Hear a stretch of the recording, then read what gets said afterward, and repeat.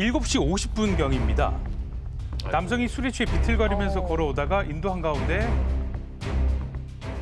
비틀비틀거리다가 인도 한가운데 주저앉아 버립니다. 그리고 누워버리죠. 네. 다른 보행자들과 배달 오토바이는 누워있는 남성을 아슬아슬하게 피해 다닙니다. 잠시 후에 이 남성이 다시 일어나서 비틀대면서 옆 골목으로 들어가는데 몇 차례 쓰러졌다 일어서길 반복하더니 다시 골목 입구 쪽에 들어 눕게 됩니다. 네. 자, 그리고 10분 뒤에 골목에 들어온 차량이 뭔가 밟힌 느낌의 차량을 멈춰 세웠는데 술에 취한 남성이 있고요. 소방대원들이 응급조치를 했지만 병원으로 옮기다가 숨졌습니다. 네, 이런 안타까운 사고가 있었습니다. 네. 근데 당시 CCTV 속 영상을 보면 주변에 사람도 참 많았는데 아무도 이 남성을 도와주지 않았던 건가요? 네, 일부 시민들은 그냥 네. 지나치기도 했지만 또 네. 걱정이 됐던 시민들은 바로 112에 신고 조치를 한 것으로 전해졌습니다. 그런데 더욱 놀라운 사실은 그 이후에 드러나게 되는데요. 남성이 거리에 나타난 지 17분 뒤 8시 9분입니다. 시민들의 신고를 받은 경찰관 2명이 현장에 나타나죠. 쓰러진 남성을 일으켜도 보고 또 대화도 시도해 봤다고 하는데요. 뜻대로 되지 않았다고 해요. 네. 결국 단 6분 만에 남성의 어깨를 툭툭 치더니 자리를 떠나게 됩니다.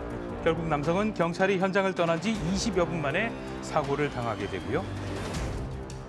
그런데 더 놀라운 건요. 경찰관들은 현장 바로 맞은편에 순찰차를 주차해놓고 머물러 있었다고 해요.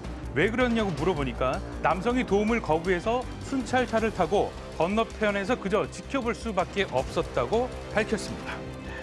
현장에 경찰이 있었음에도 불구하고 사고가 났기 때문에 더욱더 안타까움이 클 수밖에 없을 것 같습니다. 근데 이와 비슷한 사고가 지난해에도 또 있었다고요? 네, 60대 남성이 그 대문 안쪽에서 숨진 채 발견된 사고였는데요. 작년 11월이었습니다.